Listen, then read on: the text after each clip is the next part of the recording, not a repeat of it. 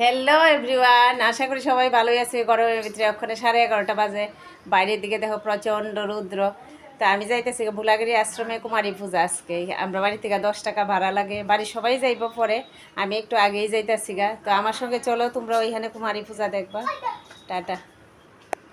তো মন্দিরের ভিতরে ঢুকতেই প্রথম শিব মন্দিরটা দর্শন করো। আর এখানে দেখো মার পূজা শুরু হয়েছে, দিয়ে চণ্ডী পাঠ হইতেছে। প্রচুর ভক্ত অপেক্ষা করতেছে যে কুমারী মা কোন সময় আইব, এই অপেক্ষায় সবাই বইয়ে রইছে। তো যার অপেক্ষায় এতক্ষণ বইয়ে রইছে সবাই, তাইনের আগমন হয়েছে। তোমরাও তাইনের দর্শন করো কুমারী মার।